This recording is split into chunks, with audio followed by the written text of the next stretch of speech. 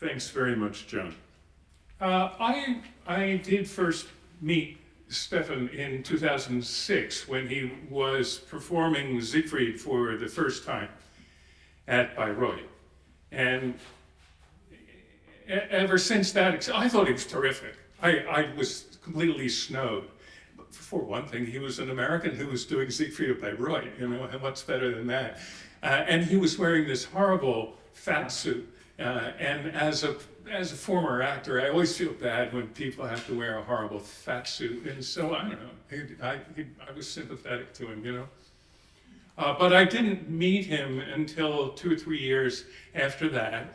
And then, we began to bump into each other because I was traveling a lot in Europe and he was singing a lot in Europe, and we just sort of got to know each other. And sometimes we'd realize we're both in Zurich or something and have lunch. And it became a relationship that I valued very, very much.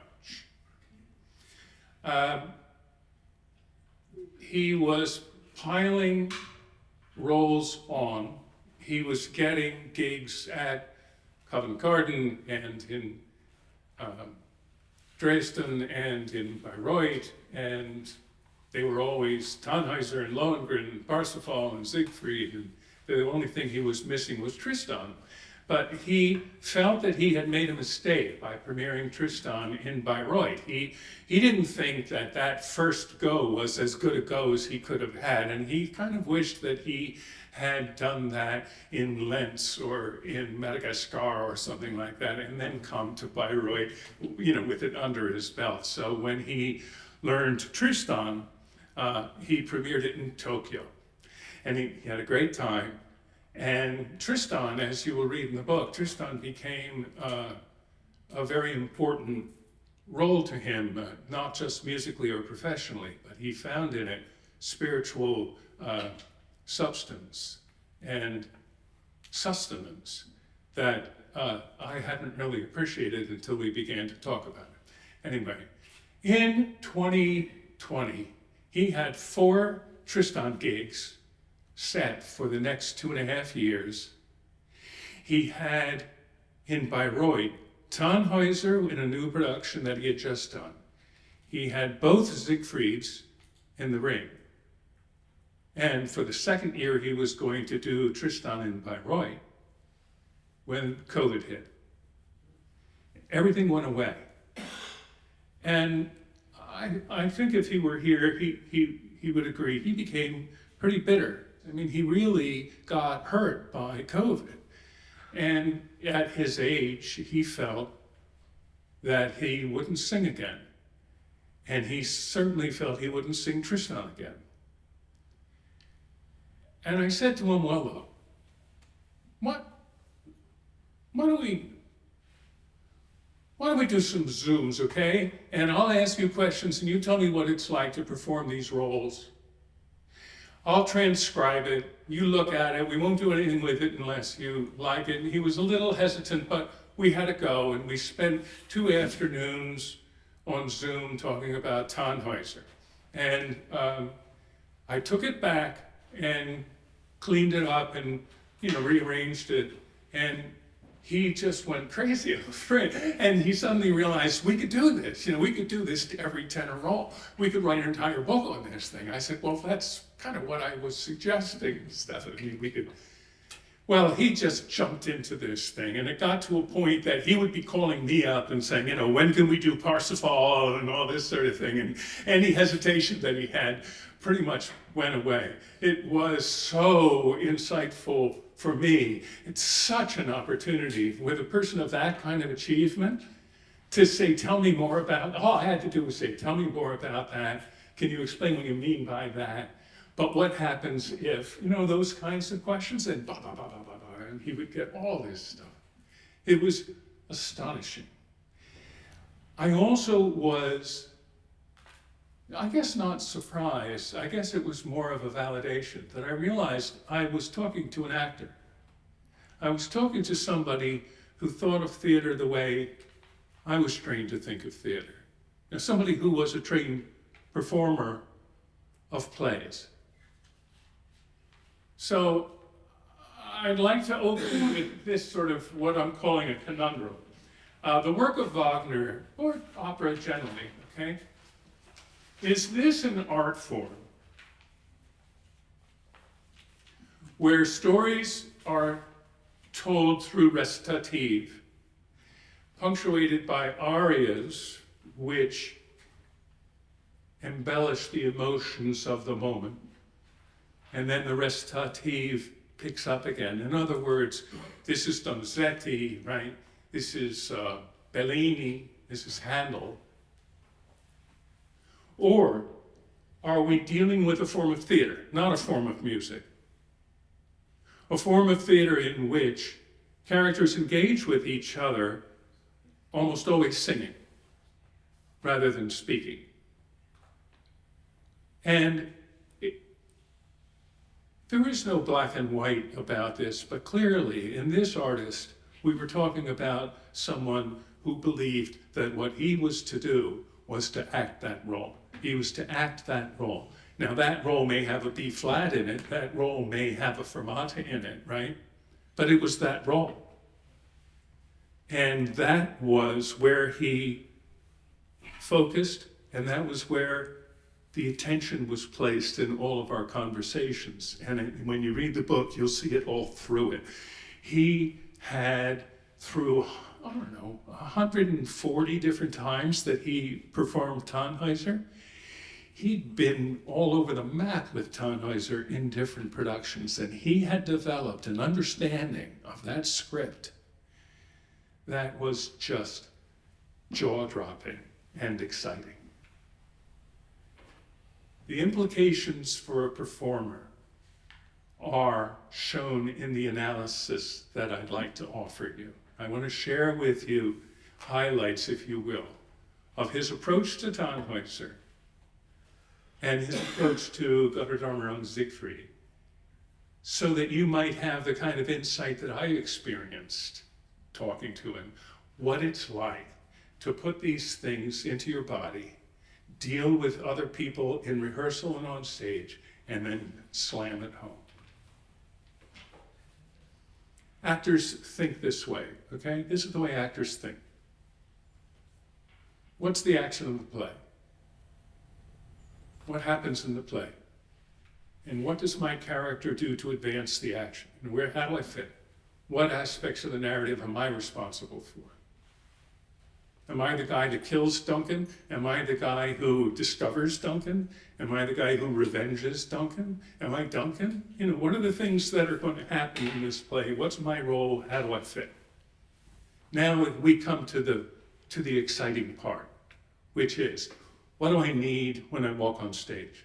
Every single scene, okay, there's an urgency to that as far as I'm concerned. Why did I walk on stage, and why am I dealing with this person? When Ophelia comes on stage and I've just finished deciding whether I'm going to kill myself or not, what do I need from Ophelia? I think probably the answer to that, by the way, is you need to break up with Ophelia. Well, one way or the other. You have to figure it out, right? And then we come to the exciting part. What am I willing to risk to avoid failure in getting what I need? Am I willing, if I need the kingdom that badly, will I kill the king to get it? Do you see what I mean? What are the stakes? What's the importance of this thing that I'm walking on stage with? Equipped with that, you're now ready to start investigating the play. Stefan thought this way. Stefan didn't walk on and sing his A natural. As you'll see, Stefan approached Tannhäuser in a way that was, I found, ultimately terribly moving. By the way, when you're doing this analysis, you are not allowed to use adjectives and you're not allowed to use adverbs. Meaning, you can't say he does this in a godlike manner, or he does this sadly, or he does this disappointed that he didn't have a chance. No. He does this, right? He says this. The LYs come later. But it's no good to say, well, I liked his Wotan, but it wasn't very godlike, it wasn't very noble. Well, what is noble? I'm supposed to walk like this or something? Do you know what I mean? No, Wotan has a well-developed standard of what's right and what's wrong, and what gets him in trouble and what doesn't. Those are actions and words, but they're not godlike things. You with me? So an actor banishes ly words, put it that way. Are we all okay? All right. This is the way actors think. Okay, now we get to Tannhäuser. Stefan was a PK. I don't know if you know that. You have to maybe be raised in the South to know what a PK is, but a PK is a preacher's kid. And preacher's kids usually, go perhaps a little bit beyond what their dad would have otherwise wanted them to do because they're PKs, and so they have a tendency to kind of, go over the boundaries a little. And I don't think Stefan ever did, but he always thought of himself as a PK. He always thought of himself as his dad being in the Church of the Nazarene, and he admired his dad, and it was a part of who he was. And he read Tannhäuser, and his first reaction was, this is a big role and it's a risk. It was early in his career. Tannhäuser's the longest role in Wagner. And for him to agree to do it was a risk. He could fail. It is not what a coach would suggest to a growing Helden tenor he pick up as his first, He thought it was very carnal. He thought that he was shocked actually by the overt sexuality of every relationship that the role had, to Venus, to Elizabeth, to everybody. It was all kind of yucky, you know what I mean? It was all sort of erotic in a way that an awful lot of plays are not. He also thought it was anti-Catholic, and he was surprised at that. He thought that it was overtly attacking the Church of Rome, which is a first reading. It's not it certainly isn't a reaction I had when I first came across Tannhäuser. This is an anti-papist play, but it sure did strike him that way. So the first thing that he has to do is leave, right? The action of the first scene is to get out of there. Why does he want to get out of there? It's not in the play. He never says, I want to leave because. He doesn't even do it in euphemism. He doesn't say, oh, well, it's getting a little tired, honey, and I've got to go, I have things to do, got to pick a bus, and all that kind of. Doesn't say anything. All he says is, I'm leaving, right? And when you get to it, you realize, well, why did he leave Würzburg? That's not in the play. Now, you learn about your character in two ways. The one is what you talk about, and the other is the way other people talk about you. And Landgrave, at the end of Act 1, when he sees Tannhäuser, has a line that really affected Stefan. Landgrave says something like, you're not going to cause a lot of problems, are you? Apparently, Tannhäuser was usually it's translated as no more strife or something like that. He was apparently a pain in the neck, and he either left Würzburg or he was thrown out of Würzburg, but one way or the other, he wasn't a terrifically, he was a little bit of a PK, So those were the first questions that he had, and it reminded him of Peter Grimes. Now, he had been studying Peter Grimes, and he realized, there are some people who just don't fit. There are some people who, they could be perfectly fine people. They're not evil or anything like that, but they just can never find a place. Do you know what I mean? They can never fit.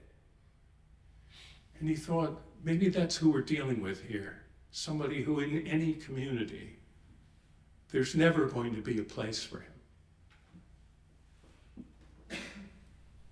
So now we knew how to play the first scene. The action of the first scene for Stefan was, I have to get out of this room. I have to get out of this room. And the way he did it, he said the reason you walk on stage is to piss off Venus. Your job is to piss off Venus. Say anything that you can to piss her off, because you're never going to get out of there until she throws you out, right? You can't leave on your own. So he does. This has been great. This has been wonderful. I really enjoy it.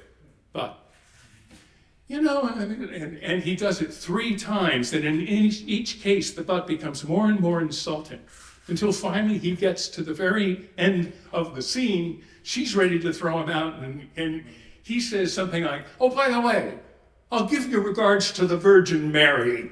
Yeah. Bingo. He's done the first act.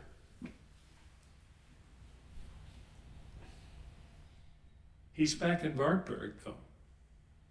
Why would he stay? He didn't intend to come to Wartburg. He woke up in Wartburg. And there's every reason to think he's on his way somewhere else. I don't know. He certainly didn't say, gee, what I want to do is leave Wienersburg and go back to Wartburg. The reason he stays is, of course, Elizabeth. Which gets us to Act 2. You see what he's doing here? This is really cogent analysis of the action of the play and his contribution to it. It's Elizabeth. Elizabeth is the reason. So what we open up with, good dramatist that Wagner is, Elizabeth. Elizabeth has a solo, and then in comes Tannhäuser. Now this is the wonderful relationship, right, that is going to drive the whole second act. And the way she talks to him, Stefan wondered, is she really chaste? I mean, is she really... She says stuff like, when you sing, I get this feeling, she's not innocent, and she's not unknowing. And Stefan wondered whether they had a thing going before he left. To what extent, who knows? But clearly they're not meeting for the first time, and they're not meeting as chaste knight to chaste damsel, by any means. He took tremendous energy from getting back to Elizabeth, apologizing for leaving, and then seeing what can be there, and getting the green light at the end of that scene. He gets the green light, and he's ready to go. Unfortunately, there's a song contest, and most unfortunately, the topic of the song contest is love. Now, the phrase that Stefan used was, this guy is a professional among amateurs when it comes to love. I mean, there's nothing these guys can talk about that he can't, do it 4 times. And he's not good at biting his tongue, and he's just not good at that. It's the Peter Grimes part of him. Do you know what I mean? He can't leave well enough alone. And eventually, of course, the fact that he has been dissolute, licentious, and libertarian makes it impossible. He said that he had done the role maybe 60 times until he looked up one night and he saw that all the women had left the room. Once he actually, says what he wants to say. The women flee, the men don't. The men draw swords. The only woman in the room, in fact, is Elizabeth. And why is Elizabeth there? She saves his life. She saves his life. An astonishing relationship. Now, he's supposed to have done something wrong, and I don't think he knows what he did wrong. People say he needs salvation. Stefan never thought he needed salvation. In fact, if you asked Tannhäuser what he did do wrong, and he would say, beats the hell out of me. I don't know. But he knows that the only way to get to where he needs to get with Elizabeth is to do what they say. Elizabeth says, go to Rome. He doesn't regret anything except he regrets deeply the harm he did to her. And he wants to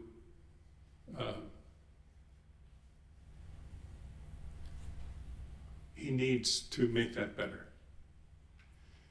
Which gets us to Act 3. He doesn't want forgiveness, he wants Elizabeth, right? It's clear that the only way he can get Elizabeth is to go to Rome. Nach Rome. That's it. I mean, it's as simple as that. He goes to Rome to get Elizabeth. You hear the way the actor is thinking, right? The Pope says, I forgive everybody in this room, but I don't forgive you. Why? Why is that? What has he done? Who is the Pope? How did he come to this? These are also questions that are not in the script. So as an actor, you have to fill it up. Happily, the Pope is not a written role, and all Stefan had to do was to take some assessment of where he was. He was hopeless in Venusberg and he can't go back. He's rejected in Wartburg. He's refused in Rome. He has no next thing.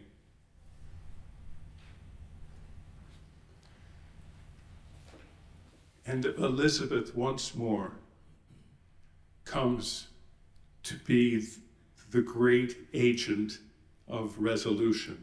Elizabeth is a model of self-annihilation.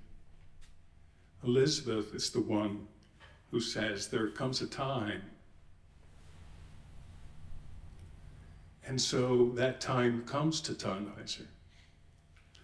And following Elizabeth, Tannhäuser just stops. There was nowhere else to go to.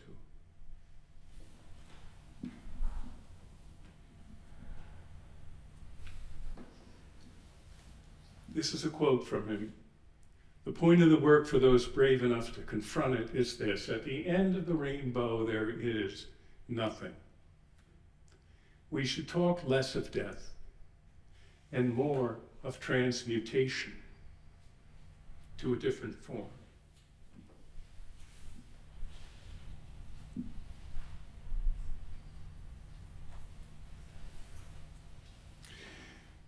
So I leave you with Tannhäuser, and very quickly, if I may, move on to Siegfried. As you'll see in the book, he loved the role of Siegfried as long as it was in the work of Siegfried. The role of Siegfried in Götterdämmerung, although it was far easier to sing, and after he had knee problems, and after he had to let go of Siegfried, he still was singing Siegfried Götterdämmerung. The esteem, however, in which he held that role was pretty low. The way he put it to me was, Wagner really needed a dramaturg on this one. You know, he had written this thing down in 1849, 1850, and kind of, polished it up in 51 and 52. And then he started doing the other stuff. Came back to this, and there were holes in this thing that are so evident. Once you actually start to put it in your body, once you actually on stage begin to enact the actions that are called for. As far as Stefan was concerned, the role can't be done. It makes no sense. It's irrational. The role is being asked to do stuff that it's not coherent. Compare it to Tannhäuser, which is brilliantly coherent, right? Siegfried Götterdämmerung, not so much. You start off on the first rehearsal with a love duet, and that's fine, except the love duet is about leaving her, right? A peculiar topic to sing, high G's and high G sharps about. Why is he doing that? The music, in fact, is hard to do anything other than, be sort of buoyant about. Why buoyant about leaving her? Why is he leaving her? Not in the script. Well, where's he going to go? Not in the script. No. Is she going to come with him? Apparently not, but it's not in the script. So, why does she enable him to go? What is he getting from her, in other words? How long they've been indicated? Not in the script. Why don't they're what? They're going to go seek heroic deeds, right? And you can't, as an actor, seek heroic deeds. You can pick up a sword, you can hop on a horse, you can do a lot of stuff, but you can't seek heroic deeds, right? It's not an action that can be embodied. Where are the children? Everybody in this story has a kid, and in fact, the kids are the ones who move it forward, right? Ulrich's child, Wotan's child, Sigmund Sieglinde's child. These are the people who eventually are the agents of the catastrophe at the end of the ring, but not Siegfried, and not Brunhilde. It's a little ostentatious, but it's not in the script. It's just not mentioned. It's not addressed. Why does she give him the horse? Now, Pegasus, the horse, winged horse. Well, the horse doesn't have wings. Okay, so it's not Pegasus. And what is that? What is that all about? Why is it, what are you supposed to do with the horse? Thank you so much, Brunhilde, right? I'll put it on a raft and we'll go down the Rhine River. It's an action that Stefan never found a way to enact. Do you know what I mean? It's an action that doesn't make sense. I'm not making fun of this. These are things that he confronted when he was learning the role. He was asking perfectly reasonable questions and he just didn't get an answer.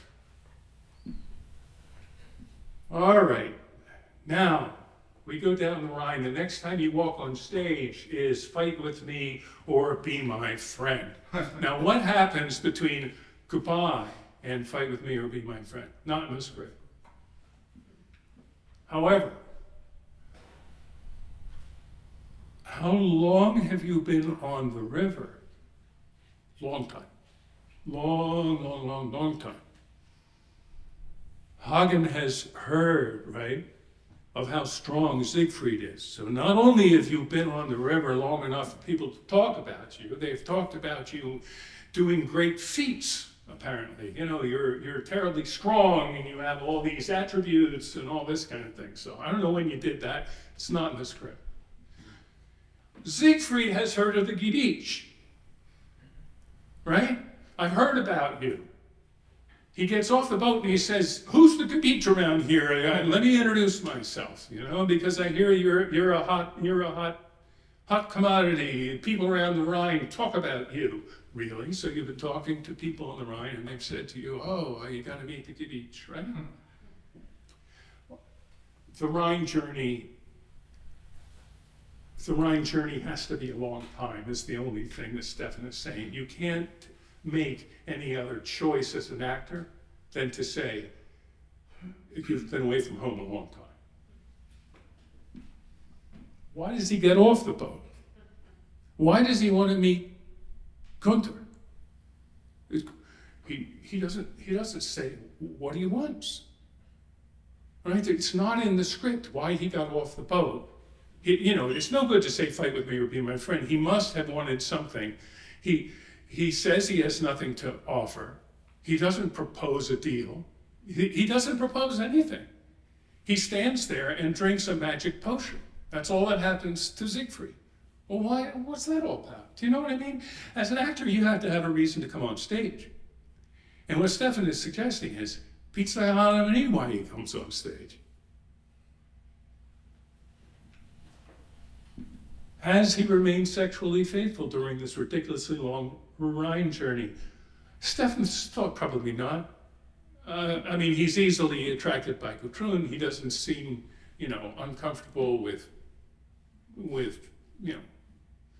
sexual propositions.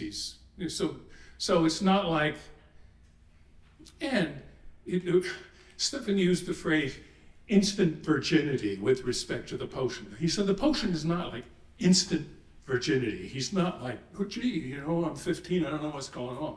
He knows exactly what's going on. He just forgets Brunhilde. But he forgets more than that. And this is where Stefan really got mired down. Why doesn't he remember going through fire? He drinks this potion, right? We're told the potion makes you forget the women that you've been with, but it doesn't make you forget, presumably, other stuff. But Hagen goes up and says, oh, look, there's a woman in the burning fells. Oh, a burning fell. And this woman, you have to go through fire. You have to go through fire. And she's up there, and she's the one that I want you to, rape and seduce and give to me. Okay, sounds all right, yeah. What is that? The way he put it was the potion may make him forget Brunhilde. The potion doesn't make him into a cad, and a cad is what Siegfried is. How can Brunhilde, to start with, at the end of Act 1, not see him? She knows, because she set it up with Wotan at the end of Wagner. She knows, right, that the only people who could go through the fire are Siegfried. Person who knows no fear, right? Somebody goes through the fire. And she says, oh, gee, I wonder who you are.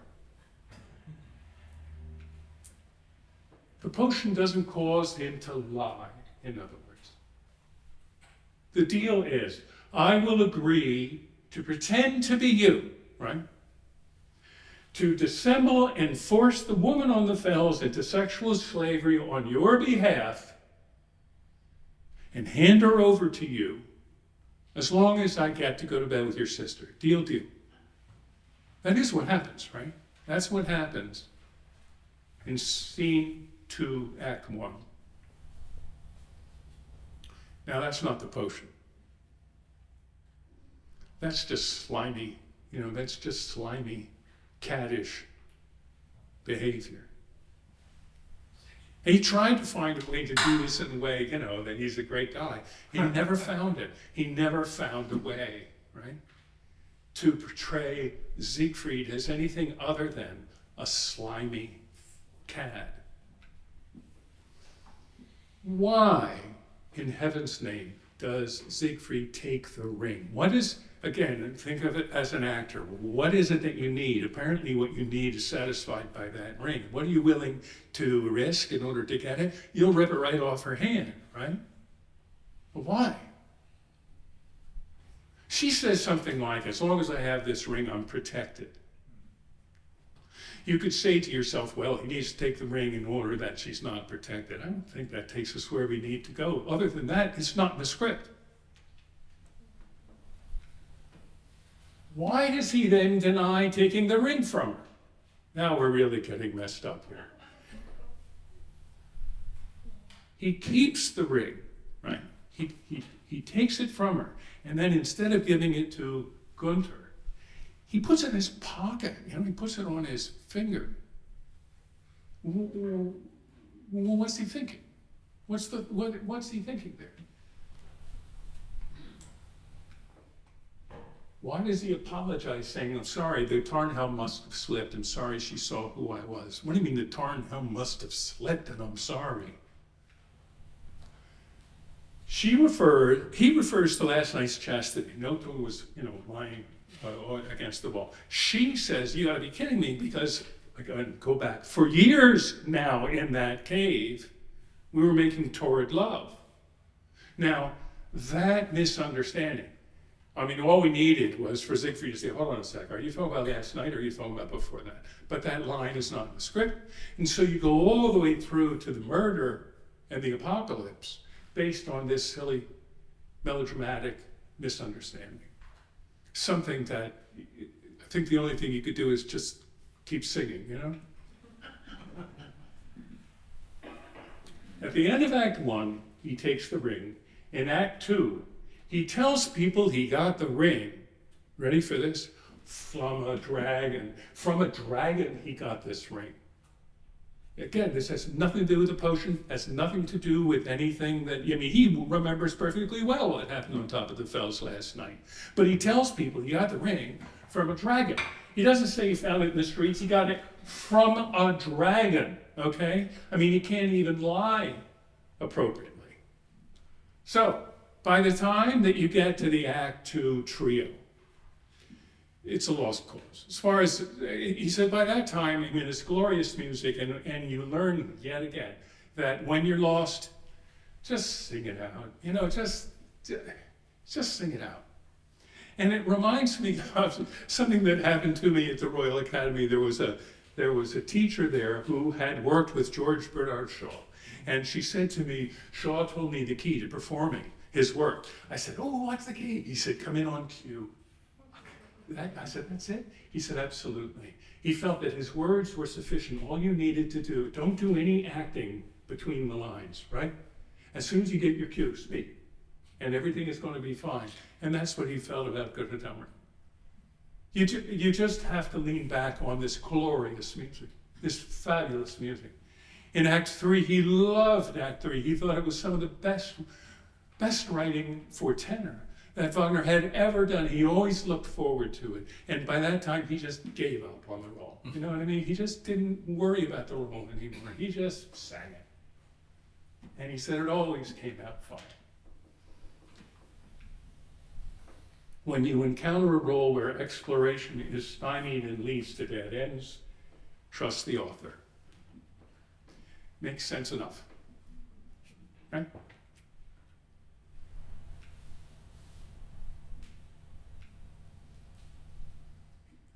Stefan never lost his faith. And when he was, he got on Zoom with me, I guess it was in late June of last year, and said that he had had a diagnosis and that it was not operable. I've never learned what to say when someone says that to me. And he said, what good is faith unless it's tested? And I said, well, that makes a lot of sense. At the time, he was hoping he could still do Siegfried Götterdammer. He had let go of Tristan, he'd let go of Tannhäuser. But then in a few days, he let go of Tristan. Of Siegfried, let it go. And his sister asked him what he wanted for the funeral. And he said, oh, just the usual, preaching and teaching. It was a part of his personality that came through in his artistry. He just knew it, okay? His Christianity was so firm. He was one of the few people who was able to say the phrase, I know that my Redeemer liveth, and he meant it. He did know it. He didn't wonder. He didn't have faith about it. He knew it. He knew. So his death was, it was a gift. It was just something to behold. I'd like to play you 3 minutes of Stefan singing. You can hear Stefan singing Tristan, and you can hear him singing Siegfried, you can hear him singing Tannhäuser, and you can hear him singing Parsifal. But tonight I want you to hear this.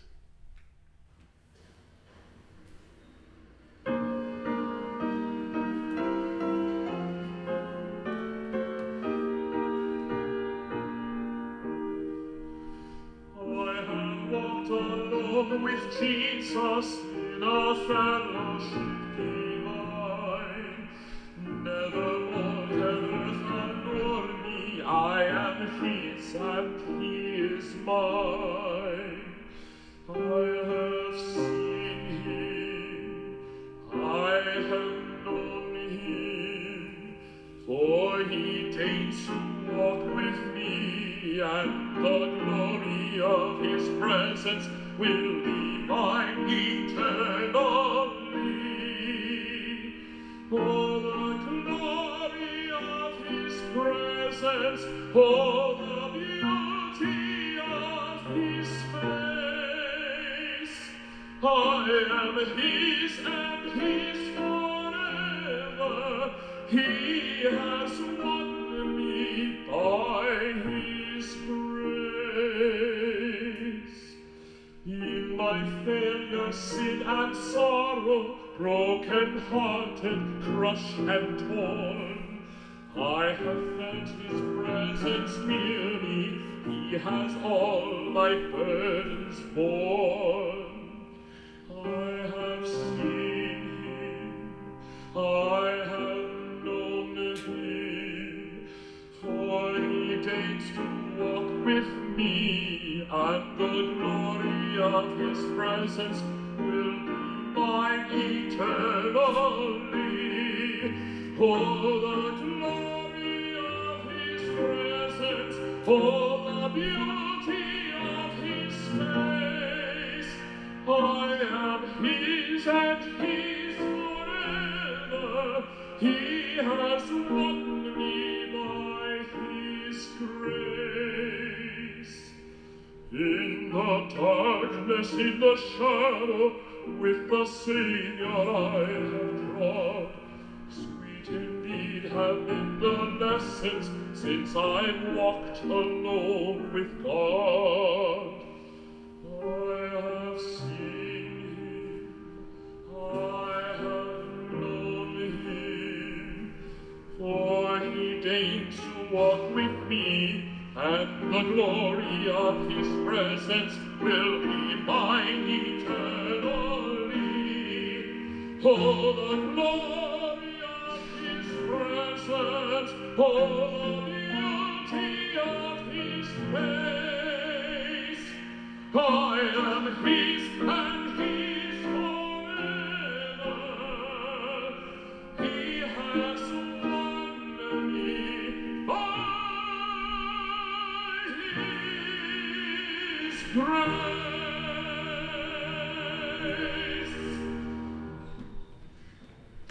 Thank you very much. Wow.